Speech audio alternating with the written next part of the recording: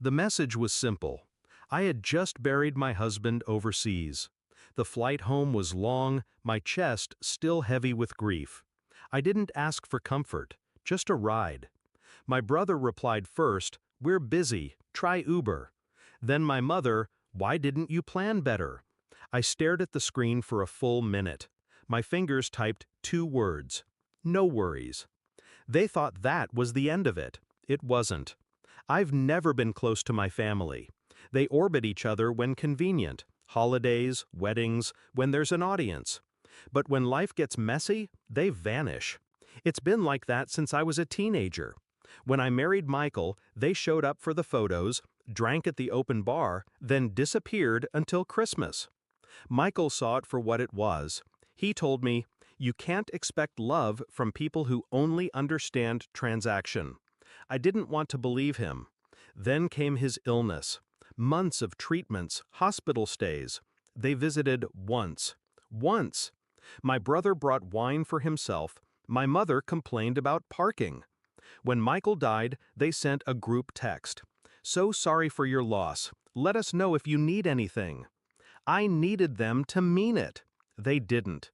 By the time I flew home from his funeral, my grief had solidified into something colder, something deliberate. On the flight, I thought about every moment they had chosen their own comfort over my need.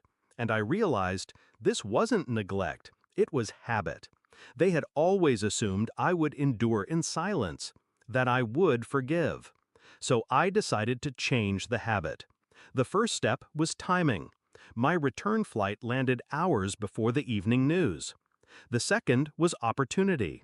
I called a journalist I'd met years ago through Michael's charity work, an investigative reporter who specialized in human interest stories with teeth. I told her the truth.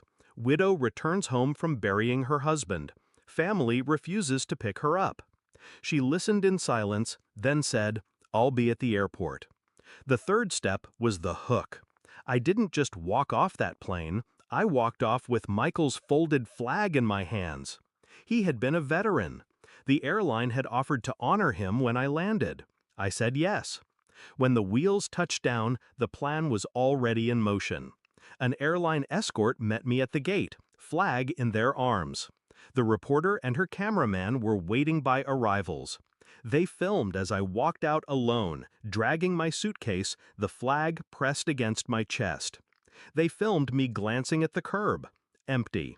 They filmed me pulling out my phone, scrolling past the "try Uber" and "plan better" messages. "Did your family know you were arriving today?" the reporter asked. I nodded. They knew. By the time I reached home, yes, in an Uber, the footage was already being edited. She called that evening. "It airs at 7. You should watch." I didn't. I didn't need to. At 7:13 p.m., my phone started buzzing. First my mother, then my brother, then my aunt, cousin, sister-in-law. I ignored them. They kept calling. By 7:25, the group chat was exploding. "Why would you do this to us? You made us look like monsters. We didn't know it was going to be on TV."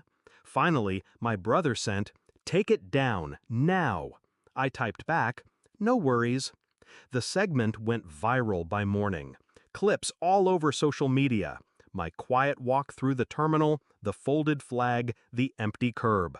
The messages on screen, the narrator's voice, sometimes the silence of those closest to us speaks the loudest.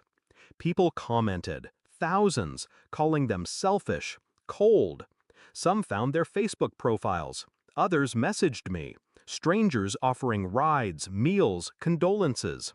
My mother called again, her voice shaking. "You've destroyed our reputation." "No," I said. "You did that when you decided I wasn't worth the drive." They stopped trying to reason with me after that, mostly because there was no defense. It wasn't a misunderstanding. It wasn't bad timing. It was exactly who they were. And now, everyone else knew it too. I didn't feel triumphant, not exactly. What I felt was balanced. For the first time, the weight of their neglect wasn't mine alone to carry. They could share it. That night, I folded Michael's flag and set it on the mantel. The house was quiet, peaceful. People think revenge has to be loud, messy, even cruel. It doesn't. Sometimes all it takes is holding up a mirror and letting them see what everyone else sees. If they ever wondered why I stopped answering their calls after that, the answer is simple. You don't invite yourself back into my life after you've made it clear you wouldn't even drive 20 minutes to meet me at the curb. And you certainly don't get to rewrite the story, because this time, the whole world heard it exactly as it happened.